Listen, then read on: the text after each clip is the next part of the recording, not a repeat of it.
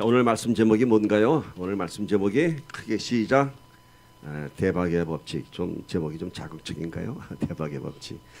세상이 하도 대박을 원하는데 그 세상이 원하는 대박보다 더 놀라운 대박의 법칙이 성경에 있습니다.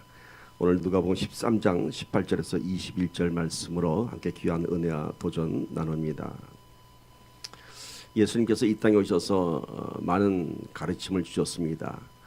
특별히 많은 사람들이 궁금해했던 하나님 나라에 대한 질문들이 있었습니다.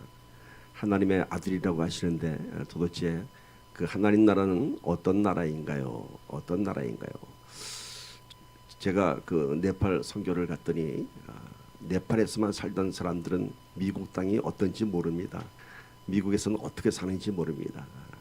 미국은 어떤 나라인가요? 라고 저한테 질문을 던지면 참 설명하기가 많이 힘듭니다.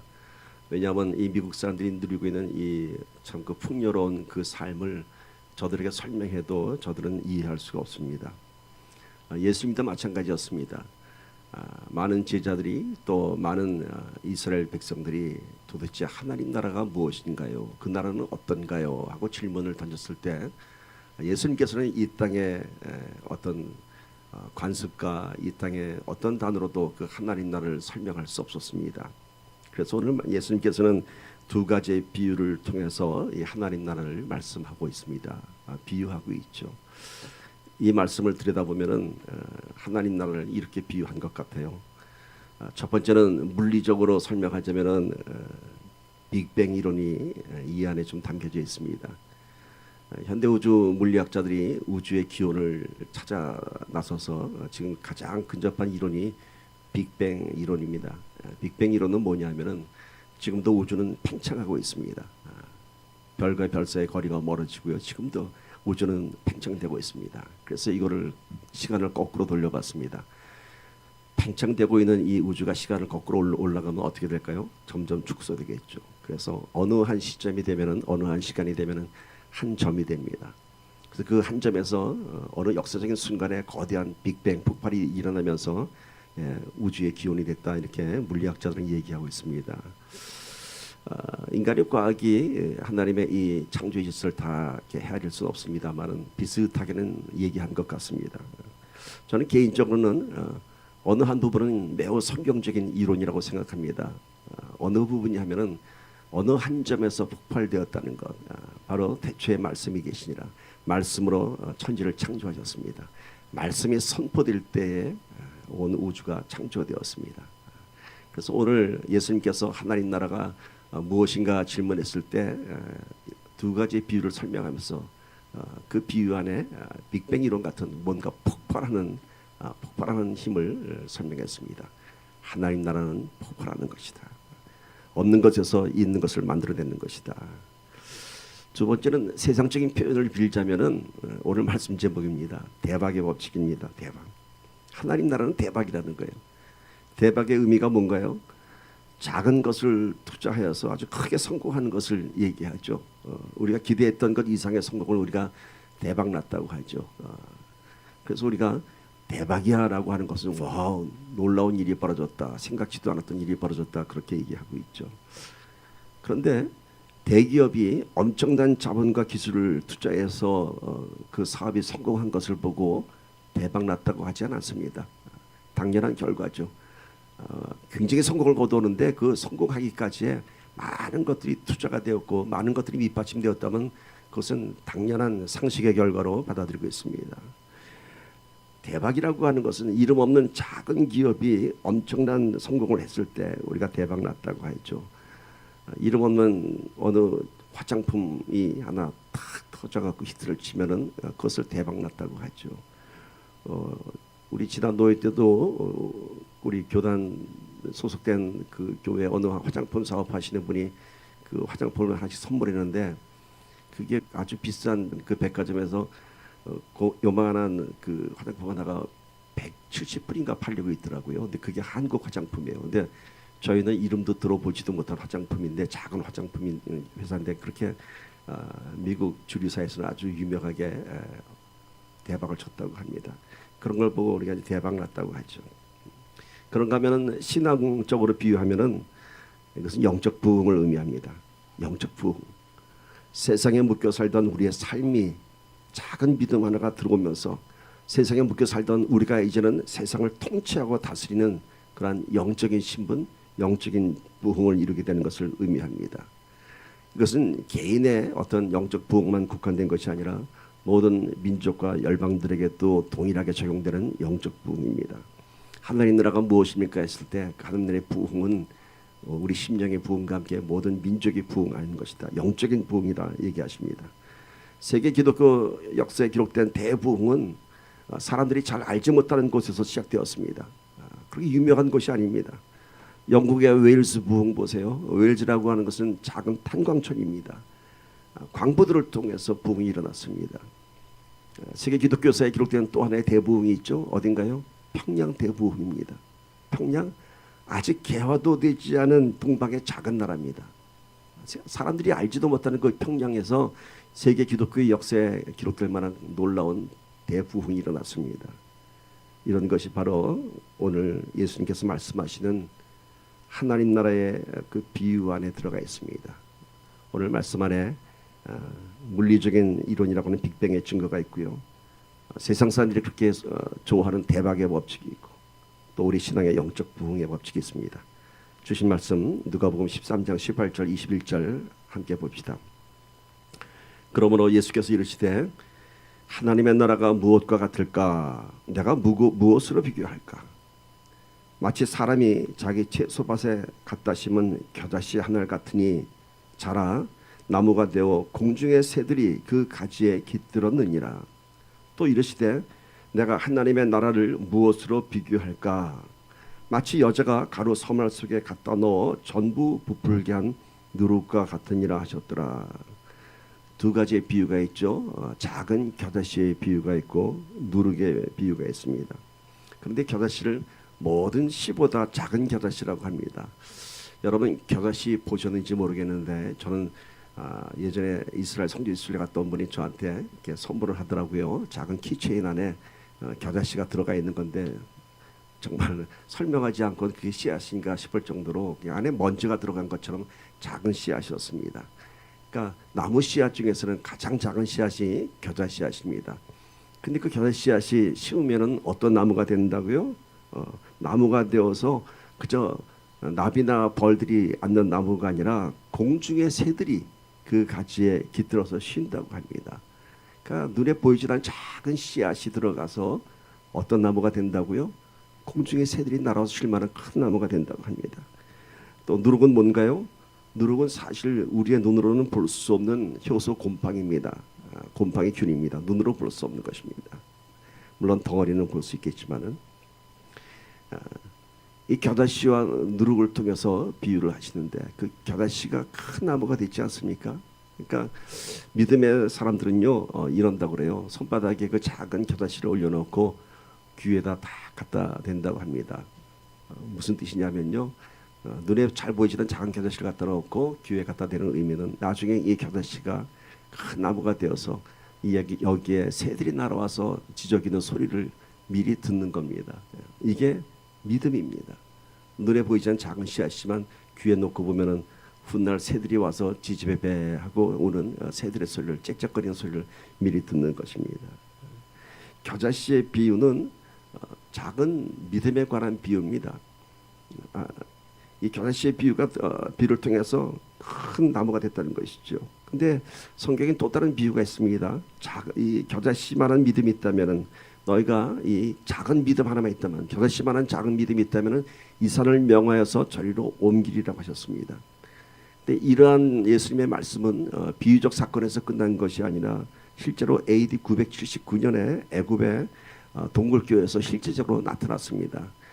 이건 제가 뭐 몇 번 말씀드렸으니까 잘 아실 거예요. 목가탐 동굴교회에서 정말로 이들이 믿음으로 기도했을 때 산이 무너지고 거기에 동굴이 뚫리면서 그들이 살아계신 하나님의 그 능력을 보는 일들이 일어났습니다. 정말로 믿음으로 기도할 때 겨자씨만한 믿음만 있다면 이 산을 명하여서 저리로 옮길 수 있다고 합니다. 그래서 아까 믿음의 사람은 겨자씨를 손바닥에 올려놓고 새소리를 듣지만은 작은 믿음만 있다면은 높은 험한 산을 보면서 무슨 그림을 그려요? 저 산이 변하여 평지가 되리라 라고 믿음으로 선포할 수 있는 것입니다. 이 산이 꼭 우리 눈에 보이는 산일까요? 우리 삶 속에서 우리 눈앞에 막고 있는 커다란 장애물을 볼 때 우리가 작은 겨자씨만한 믿음만 있다면 저 산이 무너져 평지가 될지어다 라고 선포할 수 있는 것입니다. 누룩이라고 하는 것은 눈에 보이지 않는 작은 곰팡이 요소입니다. 근데 이 누룩이 세 마리의 곡식가루를 다 부풀게 합니다. 눈에 보이지 않는 그 작은 누룩이 서말이면 꽤 많은 양의 곡식가루입니다. 그걸 다 부풀게 합니다. 비슷한 거 많이 보죠. 우리 어렸을 때는 그 뻥튀기 나오기 이전에 그 가마솥에다가 무슨 뜨거운 모래를 달궈서 조그만 알갱이를 집어넣으면 막 이렇게 부푸는 과자가 있었어요. 그게 이제 훗날 뻥튀기가 된 것 같아요. 팝콘도 그렇지 않습니까? 옥수수 알갱이 집어넣으면 펑펑 크게 튀잖아요. 팬케이크도 그렇더라고요. 팬케이크도 구워보니까 생각보다 많이 부풀어 오르더라고요. 팬케이크도. 성경에는 누룩에 대한 두 가지 의미가 있습니다. 오늘은 이 누룩을 통해서 정말로 폭발적인 부흥을 일으키는 이런 비유를 말씀하셨어요. 곡식가루 서머를 다 부풀게 한다고. 그런가 하면은 부정적인 의미의 누룩의 뜻도 있습니다. 출애굽 당시에 이스라엘 백성들에게 하나님은 누룩이 없는 빵을 먹으라고 했습니다. 누룩이 없는 빵.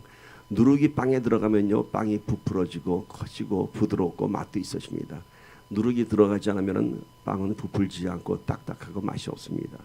그런데 왜 누룩이 없는 빵을 만들어 가라고 했을까요? 이제 광야를 가야 할 텐데 누룩을 집어넣으면은 빵이 오래가지 않습니다.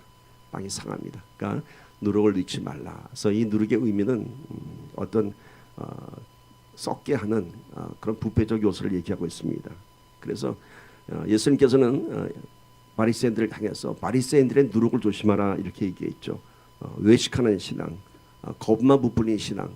이래서 누룩의 의미는 성경에서 두 가지로 쓰이고 있는데 부정적인 의미가 있는가 하면은 오늘 예수님께서는 하나님 나라는 이렇게 누룩처럼 폭발적인 부흥이 일어나는 것이다라고 얘기하고 있습니다. 자, 결국 겨자씨나 누룩이나 뭘 얘기하는 것인가요? 다 작은 믿음이 세상을 변화시킨다는 것이에요.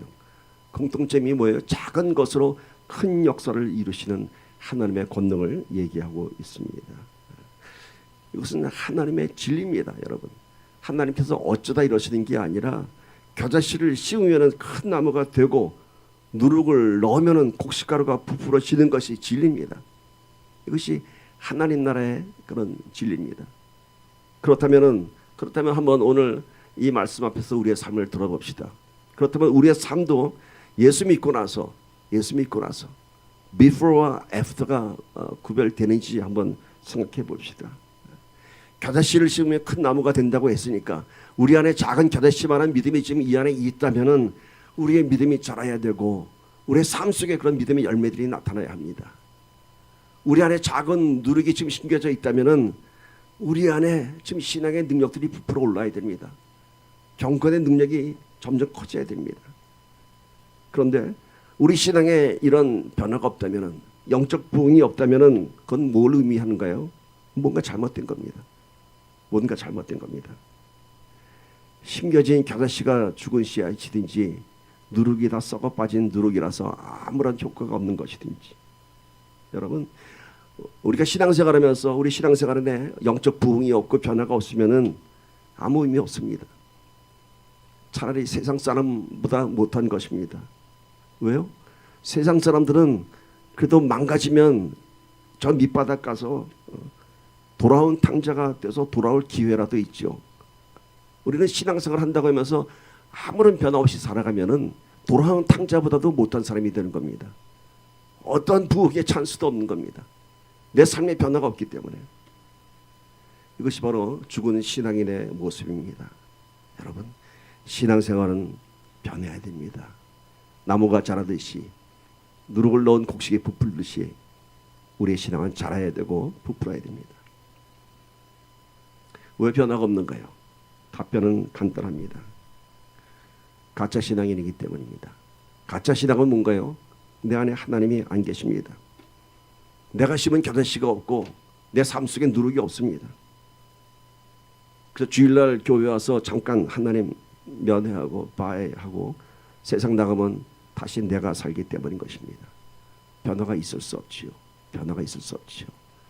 오늘 우리 신앙생활은 여러분 한 주간 나가서 세상에 나가서 뒹굴고 부닥치고 하다가 소멸된 내 영적인 에너지를 이곳에 와서 다시 겨자나무에 물을 주듯이 다시 메마른 곡식가루에 누룩을 넣는 것처럼 오늘 이 예배 자리가 그런 자리가 되어야 하는 것입니다.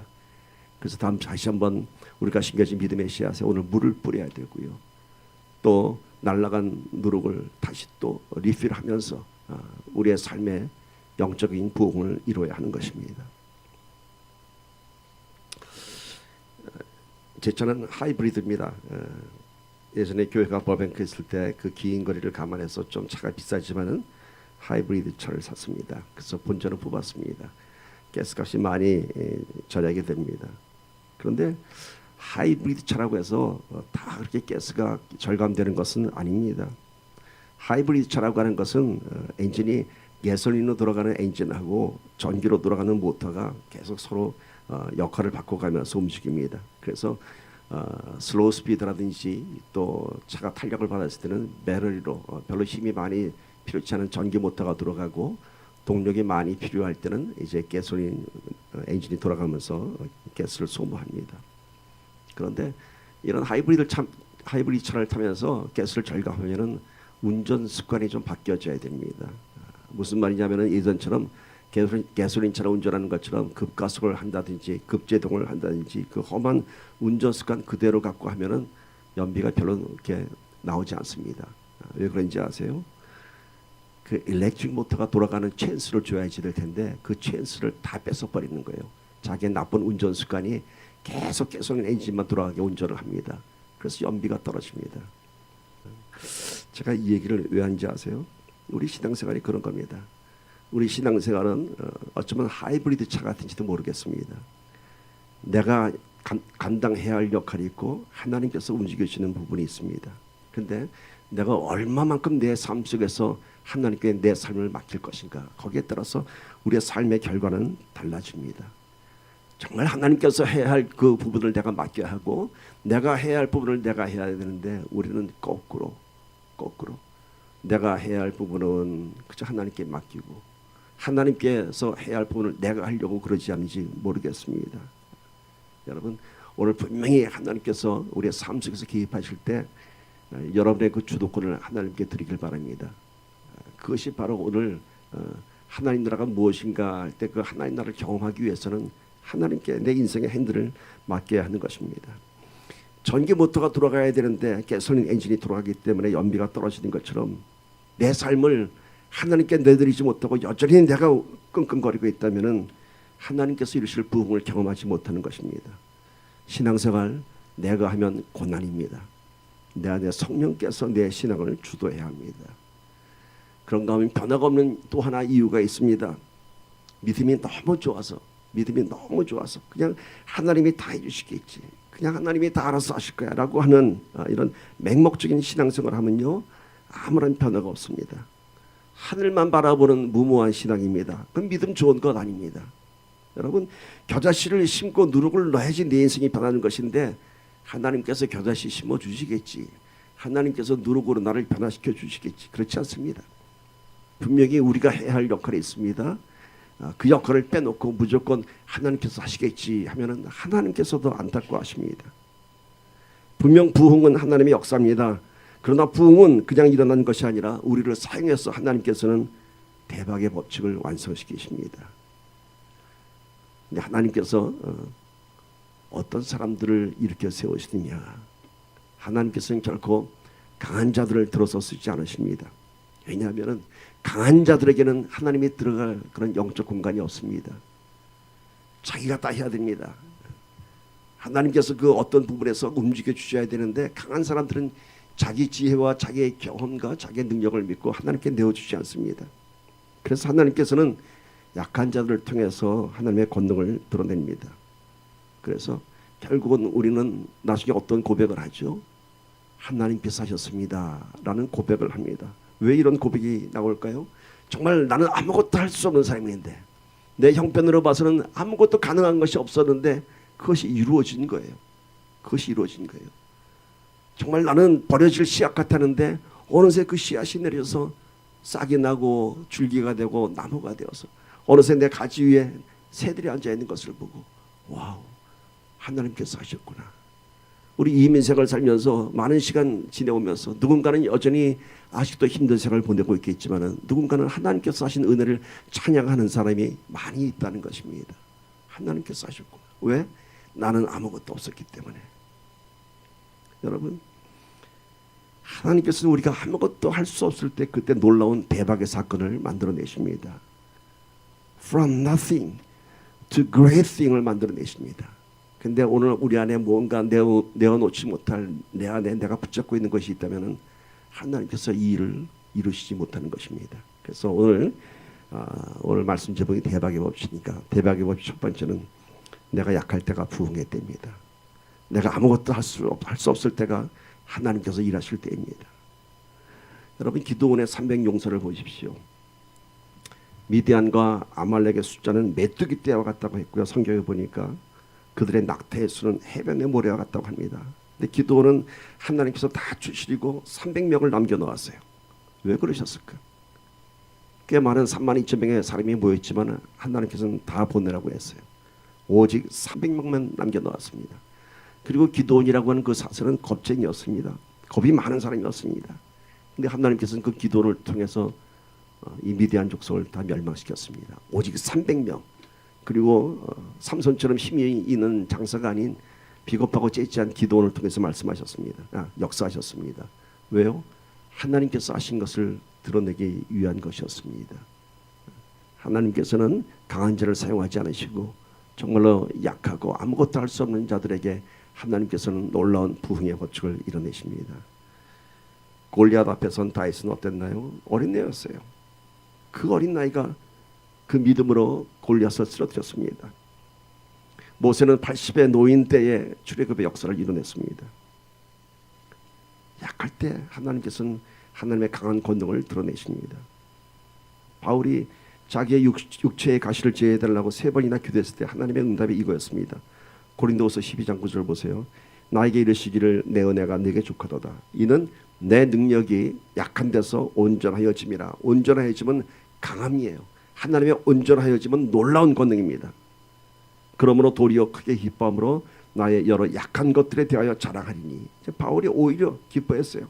하나님께서 자기의 그 가시를 제해달라고 했을 때 하나님께서는 아니야. 넌 지금 그게 족한 거야.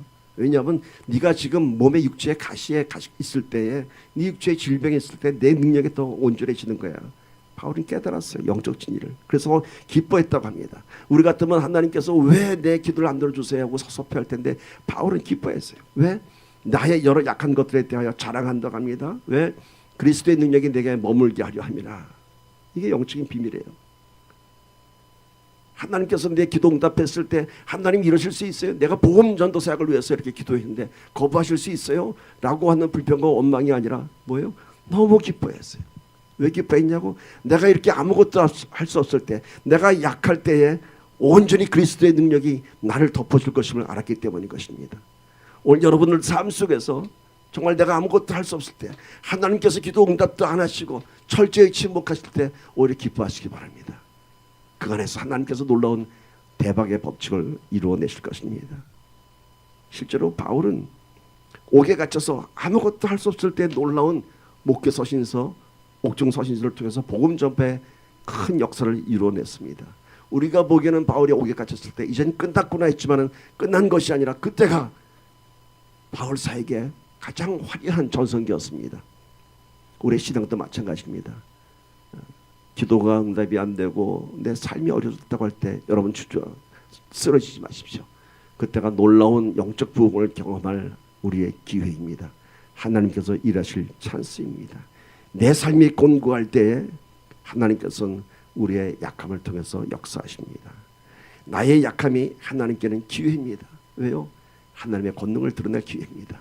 우리 안에 조금이라도 내가 할 수 있는 것이 있다면 하나님께서는 당신을 드러내기 위해서 그건 조금만 남아있는 것까지 없어지기를 기다리고 계십니다. 왜 이삭을 100세에 주셨을까? 100세에 줬기 때문에 하나님이 주신 것을 믿게 된 거예요. 약속했던 80세에 줬으면 아브라함이 그랬을까? 이건 내 거야. 하나님 거 아니야 그랬을 거예요. 마찬가지입니다. 오늘 우리가 아무것도 할 수 없을 때 우린 비로소 하나님께서 하셨습니다. 하나님께서 대박을 이루셨습니다. 이렇게 고백할 줄 믿습니다. 여러분, 우리 인생의 바닥에서 기회를 잡기를 축복합니다. 우리가 예수 믿고 났더니 오히려 더 힘들어졌습니까? 쉽게 표현하면은 예수 믿기 전에는 before, 그래도 세상에서 잘 먹고 잘 살았는데 예수 믿었더니 after, 사업도 안 되고 몸도 망가지고 다 망했어요. 야, 이거 예수 믿으면 뭐 축복이 되는데 이거 뭐야? 그런 일 많이 있습니다. 그러나 여러분, 그것이 예수 믿어서 여러분이 망한 것이 아니라 예수 믿었기 때문에 이제 하나님께서 일하실 기회가 열려진 것입니다. 하나님은 절대로 우리가 갖고 있는 것에서 시작하지 않습니다. 다 깨뜨리고 나서 그때부터 시작하십니다. 여러분, 오늘 우리 안에 깨어지는 것이 있다면 진정한 하나님의 은혜를 체험할 때입니다. 그때가 대박 날 때입니다. 어떤 상황에서도 하나님께서 하실 일을 기대하십시오. 그리고 우리 함께 이렇게 고백하기를 바랍니다. 하나님께서 하셨습니다. 하나님께서 하셨습니다. 이제 대박의 법칙 두 번째는요, 우리가 하나님의 관계를 회복해야 합니다. 첫 번째 대박의 법칙은 뭔가요? 약한 자를 들어 쓰십니다. 우리가 바닥에 있을 때 하나님이 일하십니다. 두 번째는요, 아무나 다 쓰는 거 아니에요. 내 인생이 깨졌다고 다 하나님이 이렇게 세우시는 거 아니에요. 하나님과의 관계가 회복이 돼야 돼요. 여호수아서 3장 5절 봅시다. 여호수아가 또 백성에게 이르되 너희는 자신을 성결하게 하라. 여호와께서 내일 너희 가운데 기이한 일들을 행하시리라. 자, 이거는 요단강을 건너기 바로 전날의 일입니다. 요단강이 물이 많이 들어찼습니다. 요단강 건너기가 두려울 때입니다. 근데 여호수아가 그 전날 백성들에게 얘기합니다. 너희 자신을 모두 다 성결하게 하라. 깨끗하게 하라.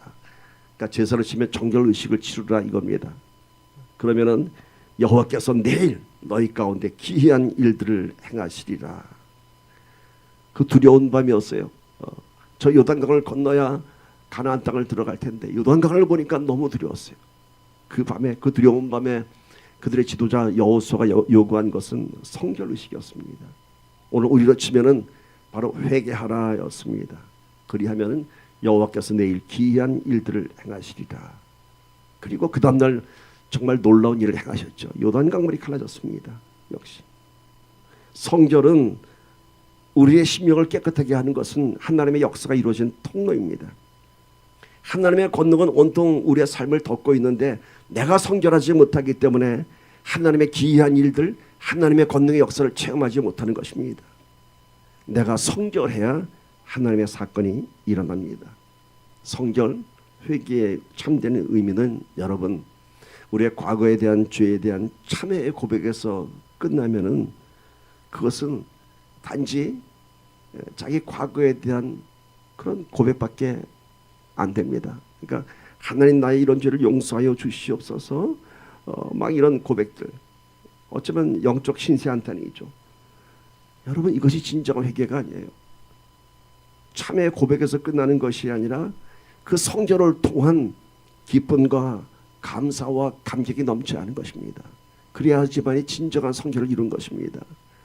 쉽게 얘기해서 여러분 목욕탕 가서 깨끗하게 샤워하고 나면 뭐라고 마음에 듭니까? 참 시원하다. 내 몸이 깨끗해서 참 기분 좋지 않습니까? 바로 그거예요. 참된 성결이라고 하는 것은 그 성결을 통해서 울고 불고 통해 자복해서 끝나는 것이 아니라, 그런 고백에서 끝나는 것이 아니라 거기서 이제 내가 깨끗게 되었음을 주님께 감사하고 기쁨과 감격이 넘쳐나는 것입니다. 내가 깨끗게 되었음을. 그러므로 인해서 이제는 다시는 저 죄가 내 삶을 틈타지 않도록 더러워지는 것이, 싫어지는 것이 진정한 회개의 의미인 것입니다. 오늘 죄짓고 저녁에 회개하고 내일 또 죄짓고 저녁에 회개하고 이거 아니에요. 이거는 죄의 중독이에요. 여러분, 7번씩 이른 번이라도 용서하신다고. 그러나 그 용서 가운데 우리가 점점 성결해져야 되는 거예요. 오늘 우리가 죄에 너무 익숙해져 갖고 또 회개하면 되지, 이게 아닙니다. 하나님께서 요구하시는 성결은 그 회개를 통해서 정말 내가 기뻐해야 되고 감사해야 되고 감격이 넘쳐야 됩니다. 그러면 다시는 다시 그 죄에 묶여지지 않는 거예요. 죄에 묶여 있을 때 나의 그 아팠던 그런 나의 영적 그 침체를 경험하게 되면요, 다시는 하기 싫은 거예요. 좀 남자들한테 이런 비유하면 어떨 거예요? 제가 그런 건 경험해서 돼요. 술을 마시면 술 마실 땐 참 좋죠. 그 다음날 아침에 보면 막 숙취 때문에 괴로워합니다. 그러면서 무슨 생각 들어요? 내가 다시는 술을 먹나 봐라. 그러고 저녁에 해가 지면 또 마셔요. 근데 정말 이 술이 싫어지게 되면요, 정말 그리스도인이 되면 술이 싫어지게 되면은 술 먹는 즐거움보다는 술로 인한 그런 고통이 더 먼저 나를 힘들게 하는 거예요. 술로 인해서 내 정신이 혼미해지고 술로 인해서 내 이런 거룩한 통로가 깨어지는 것이 싫은 것이에요. 그래서 참된 회개는 반복되는 것이 아니라 점점 더 성화되어 가는 것입니다. 이렇게 여러분, 이제는 우리 안에 영적 성결이 날마다 점점 더 커지기를 축복합니다. 이제 대박의 법칙 세 번째입니다. 하나님을 움직이게 하는 것입니다. 하나님을 움직이게 합니다. 자, 어떻게 움직이게 할까요? 하나님은 우리를 사용하기 위해서 우리에게 요구하시는 것이 있어요. 아까도 그랬죠. 무모한 신앙은 하나님께서 다 해주시겠지. 절대로 그렇지 않아요. 하나님께서는 우리를 통해서 이렇게 세우시는 거예요.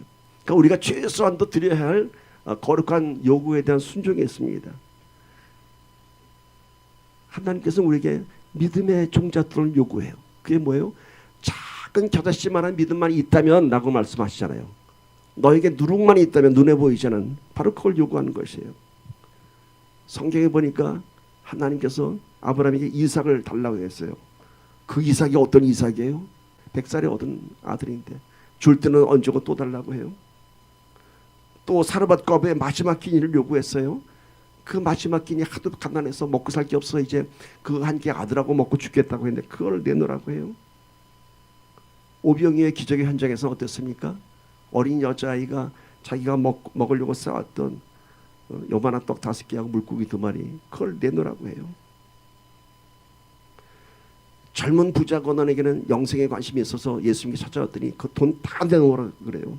네 모든 재산을 팔아서 다 나눠주라고, 그리고 나를 따르라고 해요.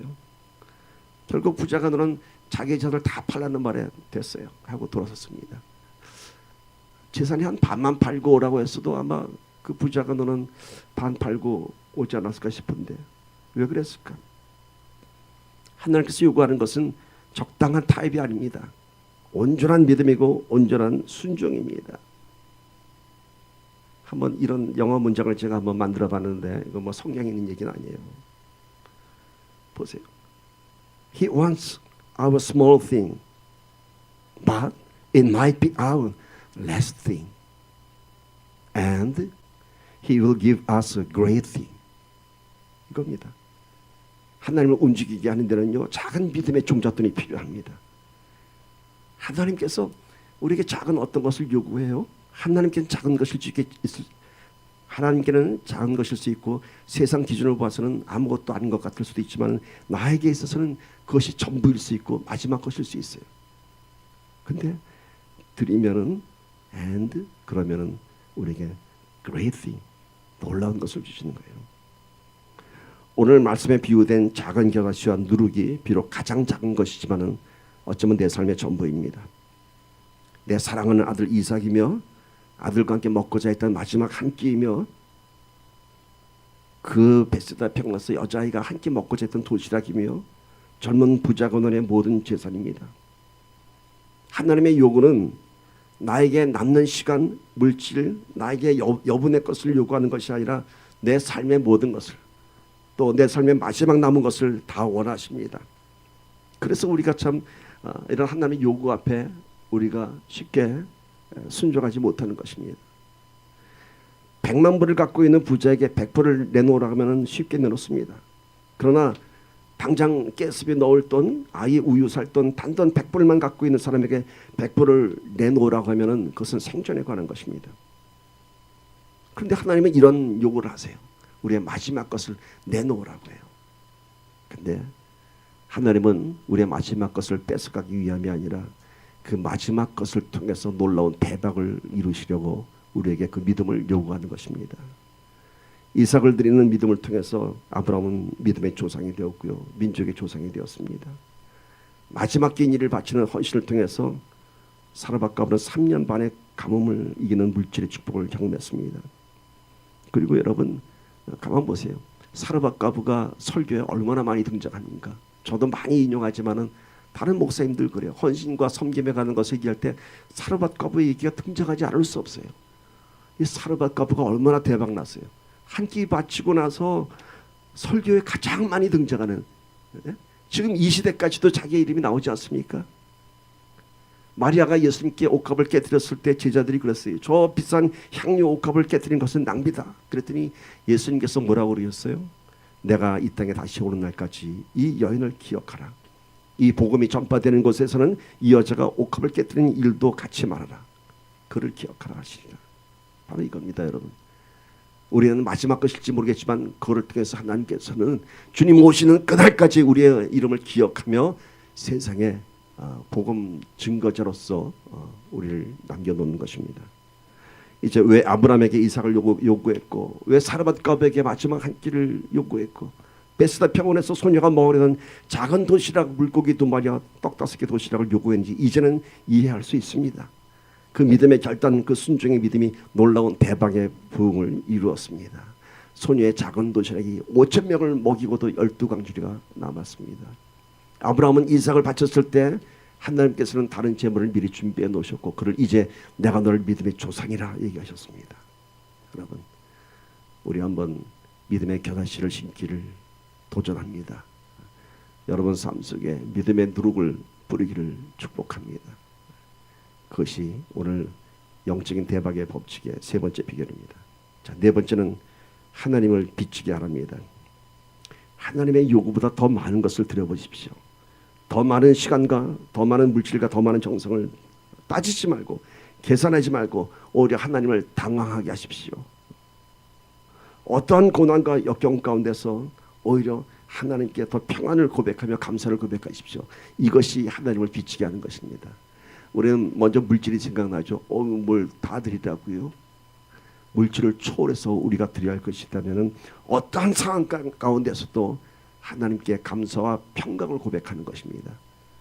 하나님께서 볼 때 네가 이제 나를 원망할 텐데, 네가 나를 이제 불평할 텐데, 네가 나를 배반할 텐데, 근데 그때 그 순간에 우리가 또 하나님께 오직 하나님만을 의지합니다. 오직 하나님만을 신뢰합니다라는 믿음의 고백을 할 때 하나님께서 어이구 네가 그래. 하나님께서 우리를 보면서 빚진 마음을 갖는 것입니다. 네가 그렇구나. 그런 사람이 누가 있나요? 성경의 인물들이 다 하나님을 비치게 했어요. 욥이 그랬고 다윗이 그랬고 요셉도 그랬고. 여러분, 내가 약할 때, 내가 인생의 밑바닥에 있을 때 원망과 좌절이 아니라 오히려 감사와 평안을 고백하십시오. 하나님께서 빚진 은혜를 우리에게 채워주실 것입니다. 이때 주는 평안의 의미는 세상의 평안과는 좀 다릅니다. 사업도 잘 되고 몸도 건강하고 뭐 걱정 하나 없는 사람이 자기 사무실에 소파에 탁 누워서 나는 참 행복하다. 난 참 평안하다. 이런 행복감에 젖어 있을 때 전화 한 통화가 딱 걸려옵니다. 그 전화 한 통화에 모든 행복이 다 깨져버립니다. 무슨 전화? 아들이 사고 났습니다. 중환자실에 있습니다. 이 전화 한 통에 모든 평안은 다 깨지고 맙니다. 그것이 세상에서 우리가 바로 누리고 있는 그런 것들입니다. 우리가 세상에서 누리고 있는 것들 한순간에 깨지고 우리는 절망에 빠집니다. 그러나 하나님께서 주신 평강은요, 세상에 우리를 깨뜨릴 수 없습니다. 세상에 우리를 깨뜨릴 수 없어요. 제가 한국에서 사역할 때입니다. 아이들하고 식구들은 다 미국에 있고 저 혼자 한국 나가서 사역을 할 때인데 어느 날 새벽에 전화가 걸려옵니다. 우리 작은 아이가 교통사고가 났다고 합니다. 그것도 다른 차를 박은 것도 아니고 다친 것도 아니고 우리 아이가 박았어요. 어떤 차를 박았냐? 페트롤 경찰차를 박았어요. 그리고 차는 토탈 로스가 났다고 합니다. 근데 그 순간에 제 마음에 드는 것이 있었습니다. 하나님께서 그 순간 함께 하셨을 거야. 정말 우리 작은 아이는 그 큰 사고에서 하나도 안 다쳤습니다. 그때 평안을 주신 하나님이 저한테 주신 그런 평안이 있었습니다. 내가 함께 있었어. 내가 함께 있었어. 여러분, 세상이 하나님의 평강을 깨뜨릴 수 없습니다. 똑같은 사고가 났지만은 한쪽에서는 한순간에 무너지지만은 똑같은 사고 가운데 내 안에 정말 겨자씨만한 믿음이 있다면은, 내 안에 누룩이 있다면은 하나님께서 함께 하심을 믿으며 평강을 선포할 수 있는 것입니다. 여러분, 우리의 믿음은요, 내 삶이 깨졌을 때, 내 삶이 바닥에 던져졌을 때 그 믿음의 진가가 나타납니다. 평안할 때 다 똑같습니다. 평안할 때 다 하나님 찬양하고 한 감사합니다. 정말 우리의 신앙의 진가는 내 인생이 깨졌을 때 나타나는 것입니다. 가짜는 내 삶이 깨졌을 때 원망과 좌절과 눈물이 나오지만은, 진짜는 그 안에서 감사가 나오고 찬양이 나오고, 그리고 하나님이 주신 평강이 그 깨어진 삶을 덮어줄 수 있습니다. 오늘 우리가 이런 평강 되기를 주님의 이름으로 축복합니다. 이제 오늘 말씀했습니다. 오늘 대박의 법칙을 4개 나눴습니다. 그런데 이 비유를 깊이 들여다보면은, 겨자씨의 비유와 누룩의 비유를 깊이 들여다보면은 뭐가 보이는지 아세요, 여러분? 예수님의 십자가가 보입니다. 로마서 5장 18절 보세요. 그런즉 한 범죄로 많은 사람이 정죄에 이른 것 같이 한 의로운 행위로 말미암아 많은 사람이 의롭다 하심을 받아 생명에 이르렀느니라. 여러분, 아담의 타락으로 인해서 온 인류는 죄 가운데 빠졌고 사단이 대박을 쳤어요. 어떻게 대박 쳤어요? 하와 하나 꼬셨더니 온 인류에 다 사망이 들어왔어요. 사단의 대박이었어요. 그러나 한 의인의 죽음으로 말미암아 구원이 이루어졌어요. 이건 뭔가요? 십자가의 승리입니다. 십자가의 승리. 사단이 대박 났지만은 그 십자가 앞에서 처참히 깨지고 말았습니다. 예수님께서는 당신이 겨자씨가 되었습니다. 수많은 새들이 나뭇가지에 날라와 쉬는 것처럼 오늘 우리의 영혼이 예수 품 안에서 영생을 얻고 안식할 수 있는 것입니다. 예수님께서는 작은 누룩이 되셔서 곡식가루 서마를 부풀게 하셨습니다. 예수님의 보혈의 피가 온 세상을 덮었습니다. 이제 우리 모두 겨자씨가 되고 누룩이 되기를 바랍니다. 내가 변하면 세상이 변합니다. 내가 나무가 되면 가족이 쉴 수 있습니다. 내가 누룩이 되면 교회를 변화시킬 수 있습니다. 교회가 변화가 되면 세상을 변화시킬 수 있습니다. 오늘 4가지의 부흥의 법칙 함께 나누면서 좀 기도하기 바랍니다. 내가 약할 때가 부흥의 때입니다. 하나님과의 관계를 회복하십시오. 성결을 이루는 회개가 있어야 됩니다. 하나님을 움직이게 하십시오. 믿음의 종잣돈, 믿음의 작은 겨자씨, 나의 마지막 것, 나의 모든 것, 그것이 하나님을 움직이게 합니다. 그리고 하나님을 비치게 하십시오. 어떠한 형편 가운데서도 평안과 감사의 고백을 하십시오. 이렇게 해서 오늘 우리가 다시 한번 영적 부흥으로라는 저와 여러분, 또 우리 은혜 안의 교회 되기를 간절히 소망합니다. 함께 기도합시다.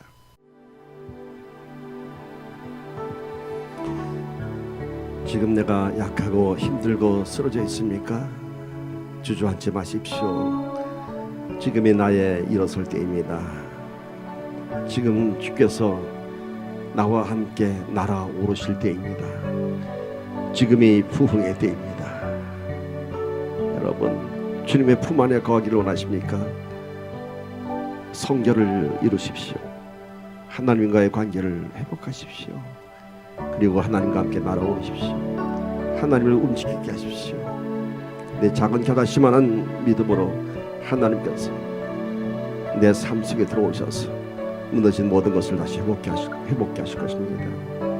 그 어떤 형편과 그 어떤 고난 가운데서도 하나님께 감사와 평안을 고백하며 하나님을 비치게 하십시오. 오늘 우리 안에 놀라운 영적 부흥이 날 것입니다. 그것이 바로 대박입니다. 영적 대박을 고백하는 우리가 되기를 바랍니다.